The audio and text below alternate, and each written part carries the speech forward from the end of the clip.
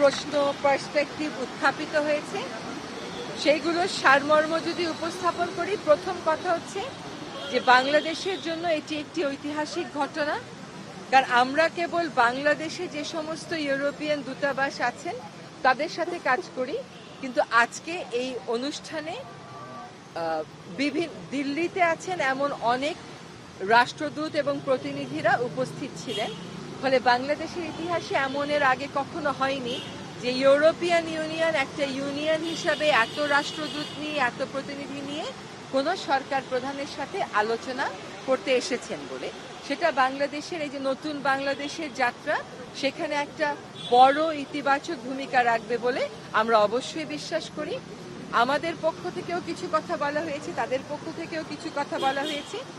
বাংলাদেশের পক্ষ থেকে যে কথাগুলো বলা হয়েছে তার মধ্যে হচ্ছে যে বাংলাদেশ এখন স্বল্পোন্নত দেশ থেকে উত্তরণ ঘটাবে, সেক্ষেত্রে আমাদের কিছু বাণিজ্য সুবিধা ইউরোপিয়ান মার্কেটে প্রাপ্তির ব্যাপারে আমরা আমাদের কথাগুলো বলেছি। আমরা জলবায়ু পরিবর্তন বিষয়ে কথা বলেছি, আমরা রোহিঙ্গা সমস্যার সমাধানের বিষয়ে কথা বলেছি। তারা আমাদেরকে মানবাধিকারের বিষয়ে জানতে চেয়েছেন, নির্বাচন নিয়ে কথা বলেছেন, শ্রমিক অধিকার নিয়ে কথা বলেছেন। সেগুলোর উত্তরে আমরা তাদেরকে জানিয়েছি যে প্রত্যেকটা বিষয়েই প্রক্রিয়া অব্যাহত রয়েছে। আমরা অবশ্যই একটি স্বাধীন, ফ্রি, ফেয়ার এবং ডেমোক্রেটিক ইলেকশনের দিকে যাব। আমরা বিচারের কথা বলেছি, আমরা বলেছি যে ইন্টারন্যাশনাল ক্রাইম ট্রাইব্যুনাল সেটার কথা জানিয়েছি। বিভিন্ন রিফর্ম কমিশন কোন কোন ক্ষেত্রে রিফর্মের জন্য কি পদ্ধতিতে কাজ করছে এটা তাদেরকে আমরা জানিয়েছি। তাদের বক্তব্য ছিল শ্রম অধিকার বিষয়ে, সেখানেও আমরা তাদেরকে বলেছি সেখানে একটা কমিশন হয়েছে এবং বাংলাদেশ যাতে আর চিপ লেবার এই কথাগুলো আমাদেরকে শুনতে না হয়, বরং শ্রমিক স্বার্থ যাতে সুসংহত থাকে, সেটার জন্য যে এই কমিশনের মতামতের ভিত্তিতে আমরা ব্যবস্থা গ্রহণ করব সেটা আমরা জানিয়েছি। একটা প্রস্তাবনা আমাদের পক্ষ থেকে ছিল যে বাংলাদেশের নাগরিকেরা অনেক ইউরোপিয়ান দেশে যেতে গেলে ভিসার জন্য আবেদন করতে হয় দিল্লি থেকে। এইটা অনেক সময় ঝামেলা হয়ে যায়। তাদের কাছে আমাদের একটা সুস্পষ্ট অনুরোধ ছিল যে তারা যেন এই ভিসা সেন্টারগুলো দিল্লি থেকে সরিয়ে অন্যত্র স্থাপন করেন, যাতে করে এই মুহূর্তে যারা বাংলাদেশি শিক্ষার্থীরা ইউরোপের বিভিন্ন দেশে যাবেন কিন্তু বাংলাদেশে তাদের দূতাবাস নেই, তারা তো যেতে পারছেন না, প্রক্রিয়াটা বিলম্বিত হচ্ছে। ভবিষ্যতে যেন এরকম বিলম্বিত আর না হয়, সেজন্য দিল্লিতে সেন্টার না রেখে আমরা অন্যান্য দেশে সরিয়ে নেওয়ার কথা বলেছি। এটা হচ্ছে ইউরোপিয়ান ইউনিয়নের সাথে আমাদের যে কথা হয়েছে সেটার ব্যাপারে। এবং আমাদের পক্ষ থেকে তাদেরকে বিভিন্ন ইস্যুতে যে অপপ্রচারগুলো চালানো হচ্ছে, এই অপপ্রচারের বিষয়ে বলা হয়েছে। কেন জুলাইয়ের এই বিপ্লব হলো, সেই বিপ্লবের আকাঙ্ক্ষাটা কি, সেই আকাঙ্ক্ষা ধারণ করে জাতীয় ঐক্য গড়ার যে একটা প্রক্রিয়া শুরু হয়েছে বিভিন্ন বিষয়ে, সে বিষয় সম্পর্কে তাদেরকে জানানো হয়েছে। এবং এই যে জুলাই আগস্টে যে হত্যাকাণ্ডগুলো হয়েছে, এই হত্যাকাণ্ডর বিচারের ক্ষেত্রে যে আমরা ব্যবস্থা গ্রহণ করেছি, এই ব্যাপারেও তাদেরকে আমরা অবহিত করেছি। এখানে এই তো ছিল ইউরোপিয়ান ইউনিয়নের সাথে বক্তব্য। আপনাদের কোনো প্রশ্ন থাকলে বলেন, আমরা উত্তর বিক্রম মিস্ত্রি জি আপনাদের ইউরোপিয়ানটা শুরু হলে তারপরে আমরা বলি। ইউরোপিয়ানের ব্যাপারে আপনাদের কোনো প্রশ্ন থাকলে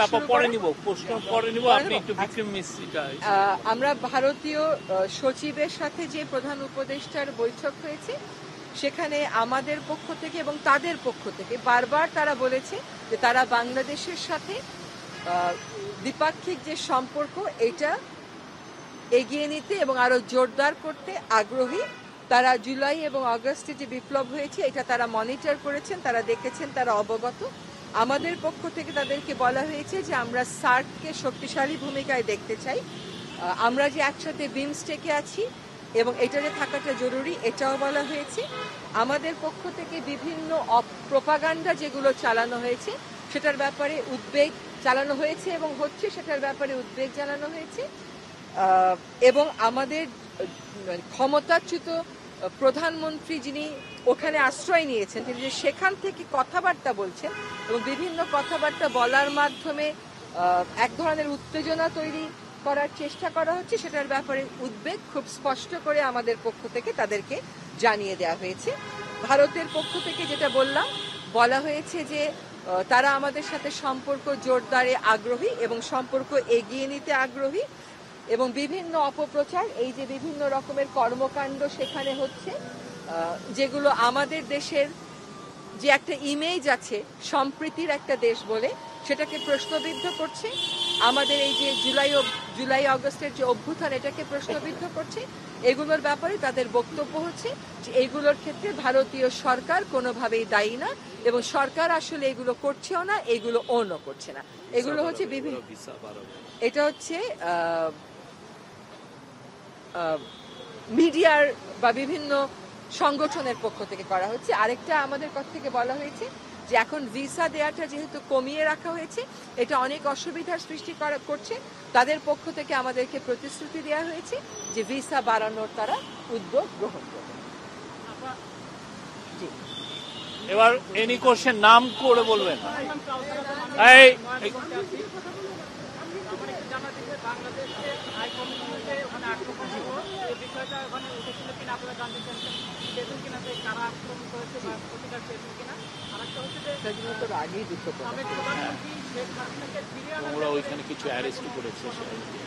আমরা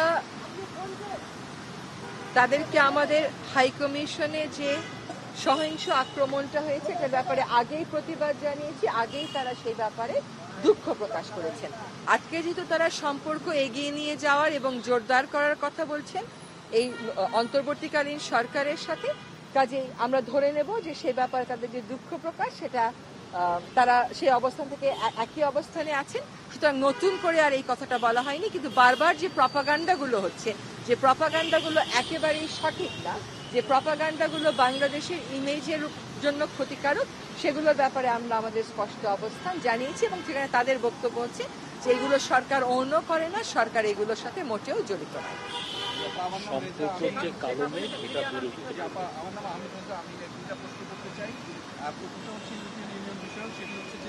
বাংলাদেশের নির্বাচন সম্পর্কিত বিষয়ে আপনাদের সাথে আলোচনা হয়েছে, সেখানে কি ধরনের আলোচনা হয়েছে সেটি নিয়ে যদি একটু বিস্তারিত বলতেন। আর দ্বিতীয় প্রশ্নটি হচ্ছে যে বাংলাদেশের সংখ্যালঘু নির্যাতন নিয়ে একটু আগে ভারতের পররাষ্ট্র সচিব তিনি গণমাধ্যমে বলেছেন যে তারা ব্যাপারটাতে কনসার্ন প্রকাশ করেছেন, একটু আগে পররাষ্ট্র মন্ত্রণালয় থেকে বলেছেন।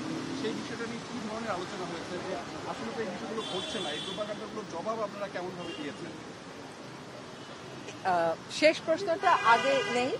এই প্রপাগান্ডাগুলোর জবাব আমরা লিখিত মৌখিক বহুভাবেই বলেছি যে যতগুলো ঘটনা ঘটেছে সেগুলোকে সাম্প্রদায়িক দেখানোর সুযোগ খুবই কম।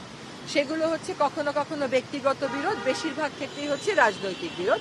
এবং আমাদেরও স্পষ্ট অবস্থান হচ্ছে যে বাংলাদেশ সরকার না এটার অংশ, না এটা কোনোভাবে বরদাস্ত করছে। যেখানে যেখানে এরকম অভিযোগ এসছে, যাদের বিরুদ্ধে অভিযোগ তাদের বিরুদ্ধে আইনগত প্রক্রিয়া গ্রহণ করা হয়েছে।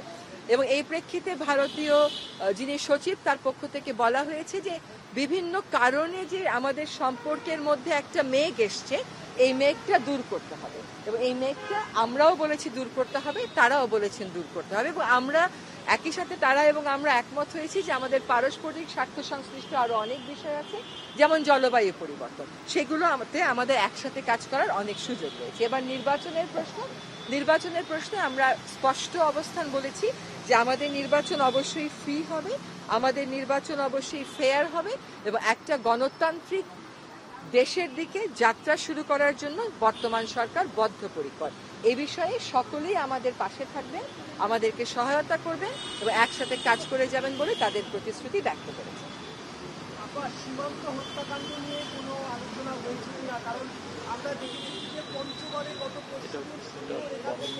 আমাদের কৃষকদেরকে ধরে নিয়ে শুধু মানে নির্যাতন করিয়ে যে গণমাধ্যমে বলতে বাধ্য করিয়েছে যে বাংলাদেশে অনুপ্রবেশ করেছে। আমি জানি না এই বিষয়ে কোনো আলোচনা হয়েছে। আচ্ছা, এই বিষয়ে স্পেসিফিক যে বিষয়গুলো সেগুলো পররাষ্ট্র সচিবদের সাথে তাদের আলাদা করে আলোচনা হচ্ছে, সেটা আজকের মিটিং হচ্ছে।